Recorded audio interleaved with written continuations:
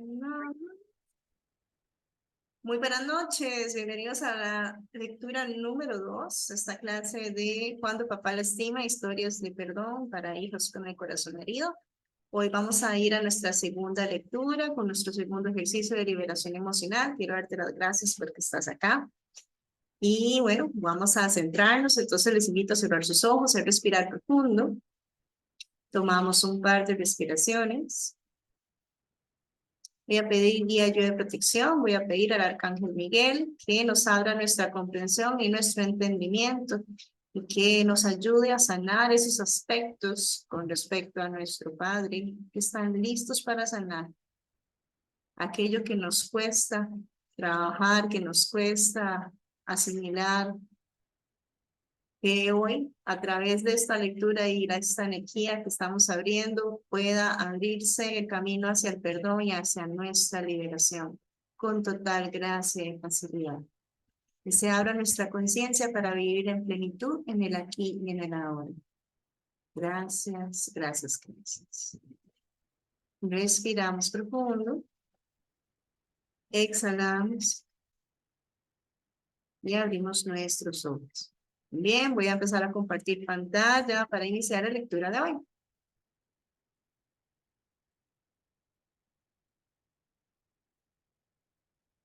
Y la lectura de hoy se titula En la televisión y dice así. Creo que en lo que nos convertimos depende de lo que nuestros padres nos enseñan en ratos perdidos, cuando no están tratando de enseñarnos. Estamos formulados por pequeños trozos de sabiduría. Humberto Eco. Cuando escuchaba el motor de su automóvil, mi corazón se aceleraba. Una mezcla de temor y de tranquilidad se apoderaba de mi cuerpo entero.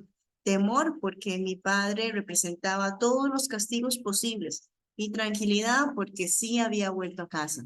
Mi madre utilizaba todos los días la figura de mi padre para atemorizarnos a mí y a mis hermanos.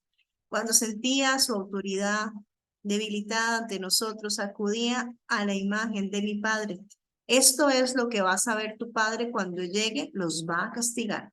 Si su padre un día se va de la casa, será por su culpa.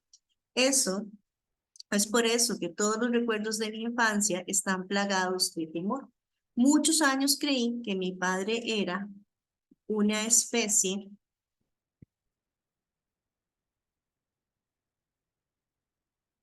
de capataz.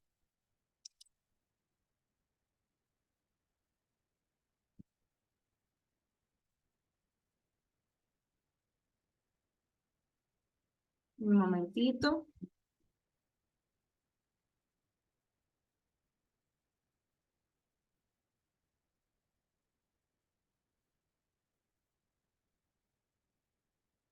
Dice así. Muchos años creí que mi padre era una especie de capataz y estaba segura de que cada tarde, cuando regresaba a casa, le pedía un informe de nuestra conducta a mamá para entonces ejercer su autoridad y, según la gravedad de la falta, otorgar el castigo a quien lo merecía. Me llamo Pamela y soy la mayor de 3 hijos, de Fabiola Larios, de Gustavo Mondragón. Gustavo, 2 años menor que yo, y Fabio, 2 años menor que Gustavo.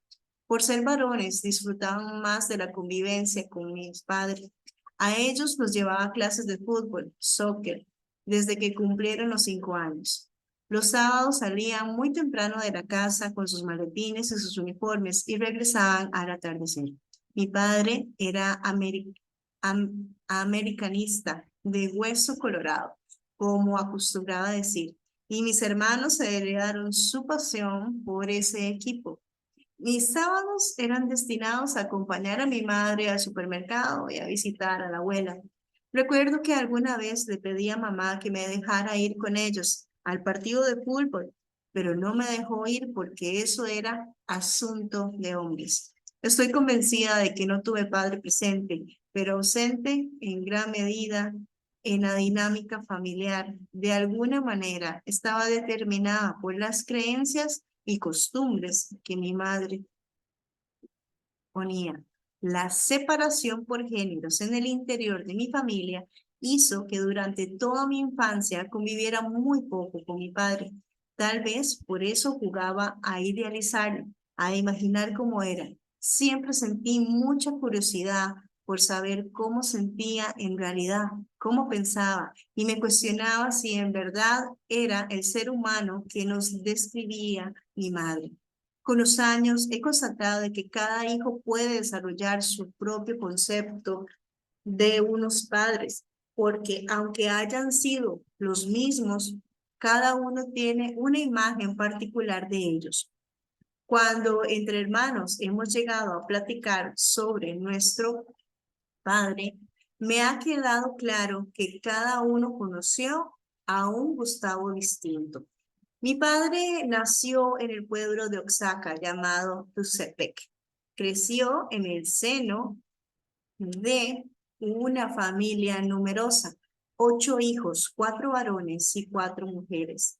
Él era el mayor de todos, el papalofán. Mojó sus pies durante la infancia, durante las reuniones familiares, que era cuando se tomaba sus 2 copas de mezcal hasta llegar a ser escuchado reír a carcajadas.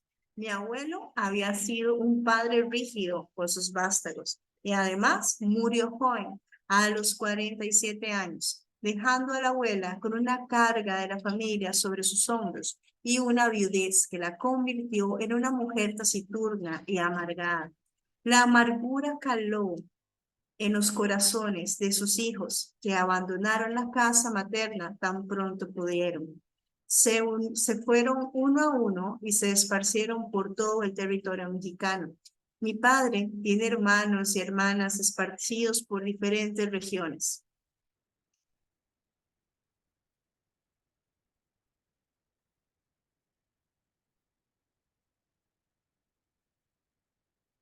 Un momento, por favor.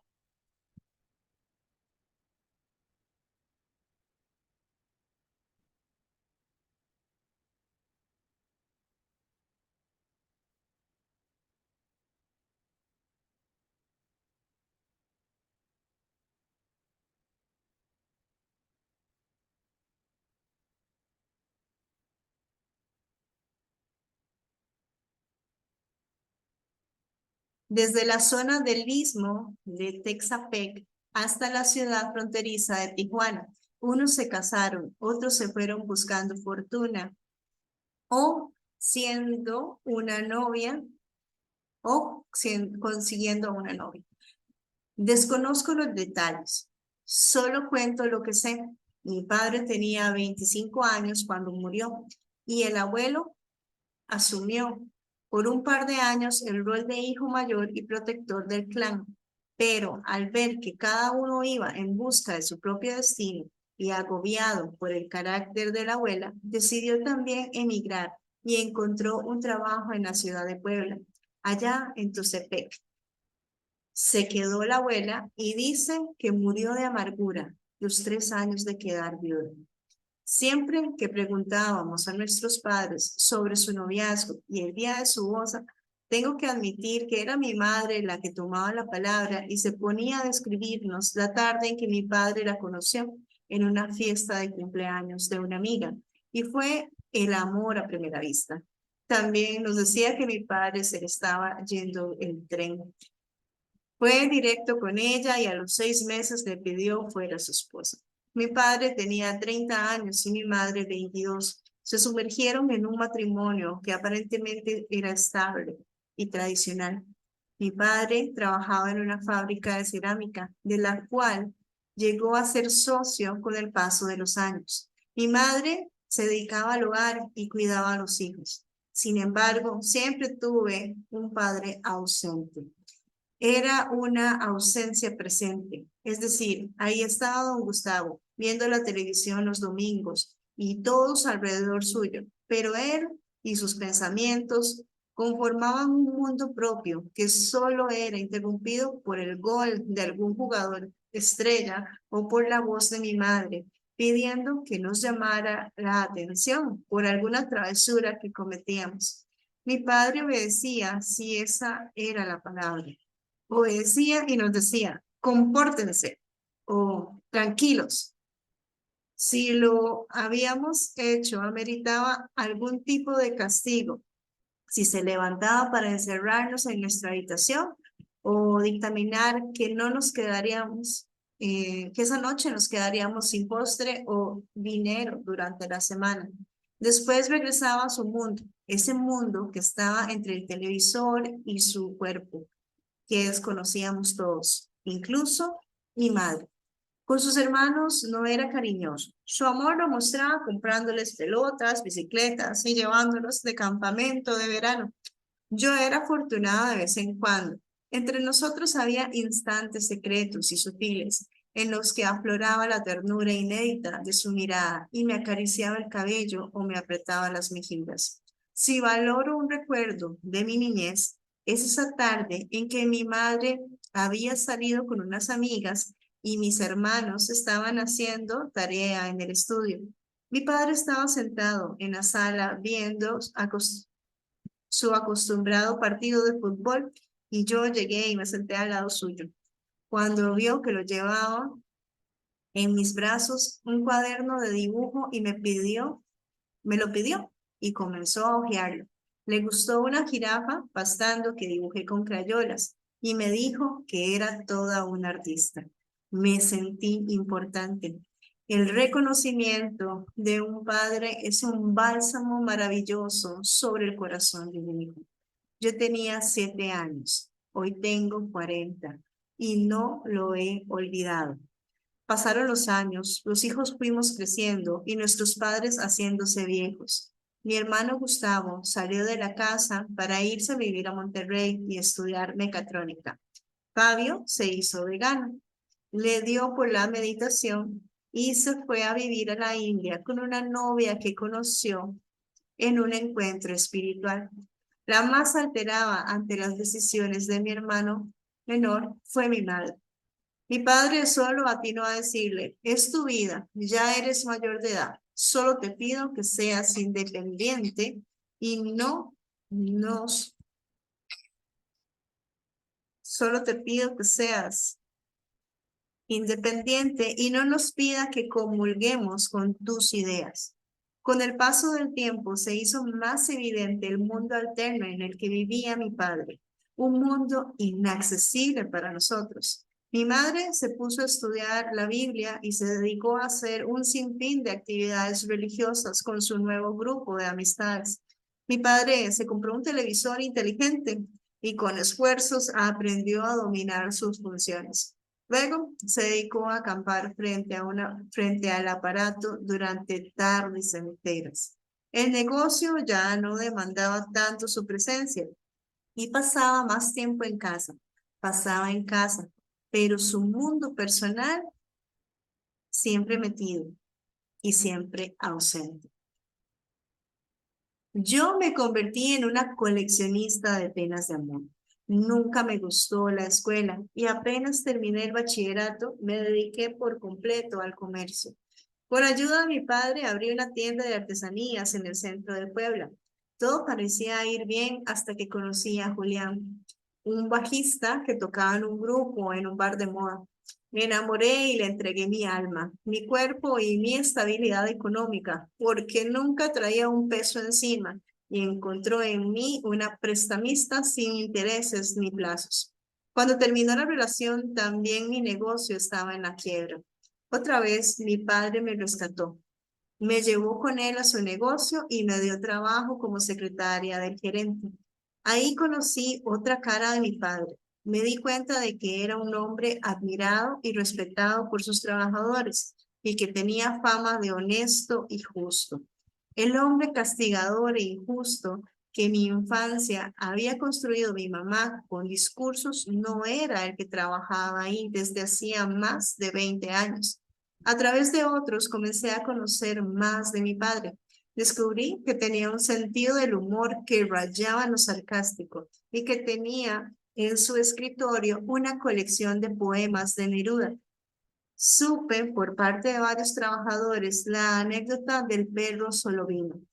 Mi madre nunca nos dejó tener perros como mascotas. A lo más que llegó a su benevolencia fue a permitirnos un par de peces japoneses que murieron a escasos 2 meses de que Fabio los llevara a casa. Por eso fue conmovedor enterarme de que mi padre encontró una noche en una bodega un cachorro lastimado y lleno de pulgas, al que levantó entre los trozos de barro y maderas viejas para llevarlo al veterinario, al que cuidó hasta verlo sano y fuerte. Entonces decidió llevarlo a la perrera para adopción. Lo dejó ahí una noche. Al día siguiente volvió por él y los empleados lo vieron llegar a la fábrica con el perro, ya que portaba una correa de cuero y una cadena, y les dijo que sería un nuevo vigilante. Lo llamó Solovino y durante 7 años fue el más fiel de los veladores del negocio. Vaya sorpresa. Mi padre no solo veía televisión y trabajaba como negro, también tenía sentimientos y le gustaban los perros. Una de las empacadoras me dijo que cuando murió solo vino debido a un virus que lo dejó en los huesos por tanta diarrea.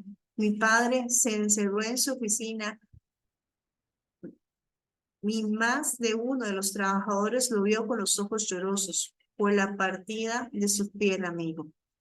Lo llevó con más de 3 veterinarios, pero no pudo salvarlo. Nunca, y eso, y le dolió mucho, me dijo la empleada. Ni mi madre ni mis hermanos supimos nunca de eso. Cuando le pregunté a mi padre por qué nunca nos había hablado sobre Solovino, me respondió que eran sus cosas y que mi madre se hubiera molestado de saber que andaba recogiendo animales callejeros. Lo dijo en un tono indiferente, restándole importancia, pero en su mirada pude encontrar marcas de incomprensión. En ese tiempo que trabajé con él en la fábrica, me enredé sentimentalmente con Horacio. Llegó a entregar unos paquetes a la oficina y su carácter efusivo y su manera tan colorida de conversar me embaucó y caí enamorada.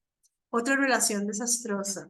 A los 4 meses me enteré de que era casado y cuando llegó la esposa a la fábrica me armó un lío entre gritos y ofensas y me exigió que dejara en paz a su marido. Ahí me sorprendió la actitud de mi padre otra vez.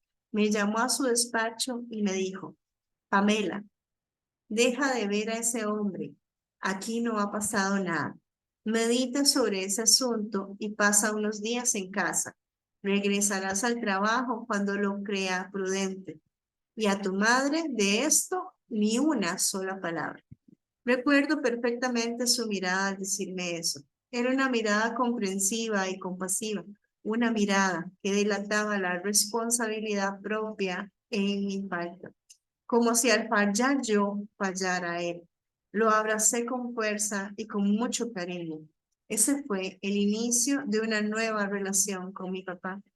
Todos esos mensajes recibidos de mamá acerca de mi padre, de que era un hombre duro, exigente, castigador, justiciero, estricto y sin sentimientos, se fueron diluyendo poco a poco.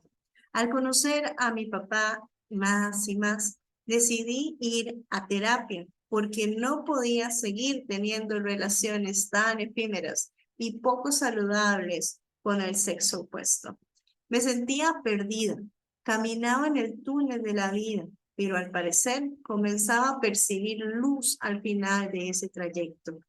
Papá cayó enfermo cuando tuvo problemas coronarios. Estuvo en el hospital internado un par de ocasiones y permanecía al lado de su cama, sin separarme ni un minuto. A mis hermanos les extrañó mi nueva cercanía con mi viejo y a mi madre le importó lo mínimo. Solo atinó a imaginar que era porque yo prefería estar ahí que trabajando en la fábrica. Así de distantes son a veces los mundos interiores de quienes viven bajo el mismo techo. Mi padre me mandaba mensajes de gratitud en su mirada y eso los llevo en mi corazón para siempre. Mi psicóloga me insistía en que en el avance que veía en mi terapia era debido a que mi relación con mi papá era cada día mejor y más cercana. Ya no me sentía huérfana de padre. Mi papá era una presencia en mi vida y no una ausencia.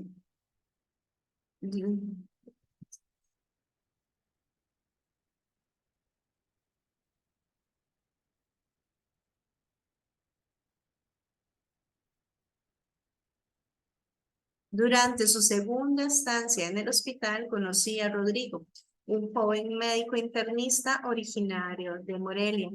Me abordó en el elevador de una manera amable y respetuosa. Mi espíritu ya estaba abierto a percepciones más sanas emocionalmente y eso dio paso a una relación distinta a todas las cosas que tuve antes. Cuando mi padre volvió a casa, Rodrigo insistió en visitarlo para dar seguimiento a su recuperación. Era obvio que quería algo serio conmigo y eso me llenó de júbilo. Mis ojos brillaban y entonces sucedió algo inesperado. Pamela, hija, necesito hablar contigo, me dijo mi padre una tarde en que mi madre estaba en sus estudios de la Biblia y nos encontramos los dos a solas. Dime, papá, soy todo oídos, dije intrigada. El brillo de tus ojos me confirma de que estás enamorada. Sí, papá, estoy muy enamorada de Rodrigo. Cásate, hija. Así enamorada como estás, es como se debe llegar al matrimonio. Sentenció en un tono tan profundo que me estremecí. Sí, papá. Rodrigo y yo hemos hablado de boda y estamos esperando a que te recuperes para darte la noticia y a la familia. ¿Conmigo o sin mí? Hija, defiende tu felicidad. Estoy seguro que Rodrigo es tu compañero de vida. Esto último lo dijo con tristeza, y fue ahí cuando me enteré del más grande secreto de mi padre. Abrió su corazón y me contó de Mayela, el gran amor de su vida. La conoció a los 18 años. Sus casas estaban separadas por un par de calles. A sus corazones los separaban las rencillas entre familias, como Romeo y Julieta. Tuvieron que esconder su amor rechazado por parentelas que parecían odios de antaño. Escondidos entre los manglares, se juraron amor eterno y en las tardes calurosas de verano recorrían la ribera del Papalopan descalzos, comiendo cocos y jícaras con chile. Se contaron sus sueños y se impusieron metas comunes. Se visualizaron con sus hijos, con sus vidas entrelazadas. La ambición de llegar a ser alguien tomaba sentido en compañía de Mayela, al que hacía que las aspiraciones de papá crecieran para brindarle un futuro digno a su novia amada. Sin embargo, la rigidez de las ideas de mi abuelo y la intransigencia de los padres de Mayela terminaron por separarlos.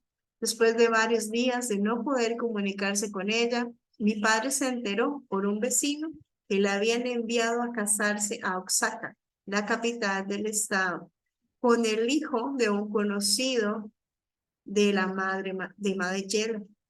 Eran otros tiempos, otras costumbres, otras ideas. Mi padre me habló de su cobardía y de cómo quedó inmóvil y no hizo nada por ir a arrancar de los brazos de aquel hombre a su querida mujer. Es algo con lo que he vivido, hija, y es algo con lo que me voy a morir encajado en la conciencia. Después murió el abuelo. Mi papá llegó a Puebla y conoció a mi mamá. Ese amor a primera vista del que hablaba mi madre en las reuniones familiares no era otra cosa que lo que mi padre puso en palabras como una buena mujer con la que podía tener hijos y formar una familia. Esa tarde entendí que mi padre veía la televisión, no el partido de fútbol, sino los manglares y el papalopan. A Mayela recorriendo a su lado, tomando de su mano, y ese mundo que se quedó levitando en el hubiera. Entendí entonces que el temor permanente de mi madre, del que no regresar a casa, del que no nos contagiaba a mí y a mis hermanos, inconscientemente. Seguramente ella sabía que mi padre había ese silencio, un anhelo de irse a buscar su pasado, a saldar una cuenta pendiente. Comprendí que mi padre se había quedado divagando en lo que pudo ser y fue, y se limitó a conducirse con inercia por una vida prefabricada por los conceptos y paradigmas escritos por la sociedad, haciendo lo que se debe cuando no se luchó por lo que se quiere. Es tan fácil juzgar a los padres desde la ignorancia de un hijo que cuando no se tiene la comunicación honesta y abierta con ellos. Papá murió 3 meses después de entregarme en el altar. Y no se equivocó. Rodrigo y yo hemos sido hasta la fecha un par de enamorados, criando a nuestros 3 hijos. Mamá aún vive y sigue leyendo la Biblia y hablando de papá como el amor de su vida. El padre ejemplar, el trabajador y esposo fiel. Mis hermanos lo recuerdan como un hombre exigente y duro que los obligaba a jugar fútbol cada sábado. Yo lo llevo en mi corazón como el amor que recogió, con el que recogió a Solovino de la calle y el que me enseñó a reconocer el amor de un buen hombre. Y ahora, aunque físicamente no está conmigo, lo siento presente. Agradezco al destino que me dio la oportunidad de conocerlo más a fondo, comprenderlo y sin juicios, amarlo profundamente.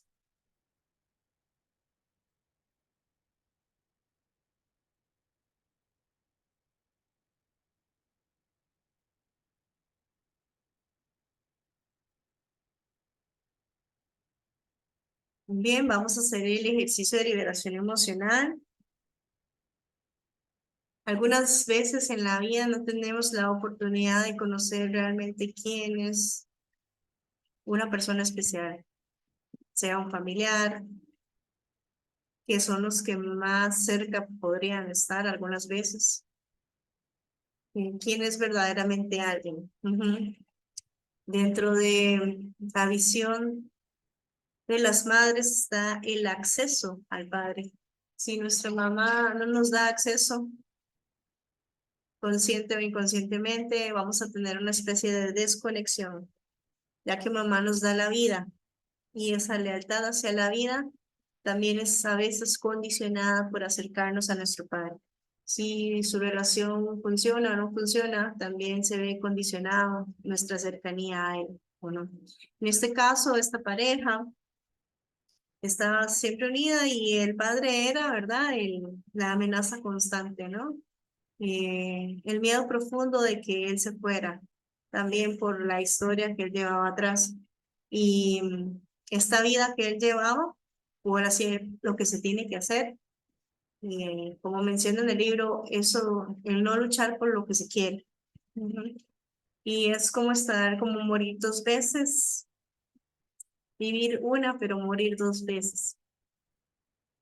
Vamos a cerrar nuestros ojos y vamos a tomar una respiración profunda. Si hay algún aspecto de nuestra vida en donde nuestra madre haya limitado conocer del todo, conocer algún aspecto de nuestro padre, vamos a pedir que se exponga a la luz. Vamos a imaginar a nuestra madre enfrente y vamos a decirle, mamá, gracias por darme la vida. Honro y tomo la vida de ti. El amor que siento por ti es único e irreemplazable.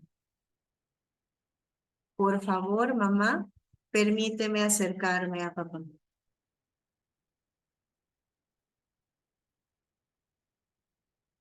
Y respira.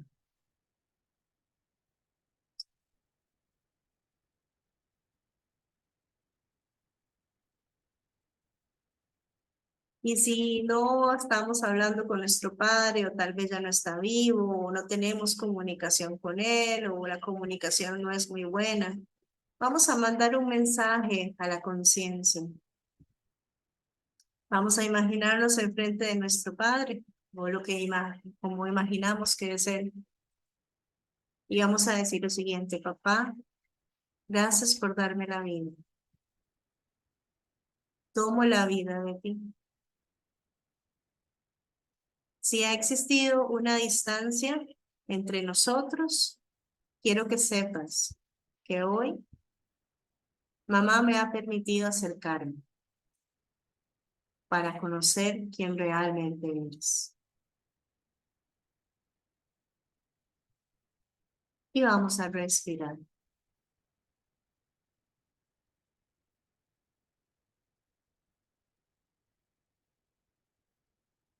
Por favor, papá, permíteme sentir el afecto y el amor que tienes por mí y que tal vez nunca me expresaste, nunca me comunicaste o nunca tuviste la oportunidad o nunca te dieron cariño y no supiste cómo dar. Permíteme ahora sentir ese cariño que solo viene de ti y que me hace un hijo, una hija único y especial. Y respiro. Puede ser que veas una luz, puede ser que sientas calor en el cuerpo, puede que sientas algo en tu corazón, puede que venga una palabra a tu mente, puede que sientas como una caricia en el rostro o una calidez como gracias. Que esto sea para el mayor y más alto bien de todos y cada uno.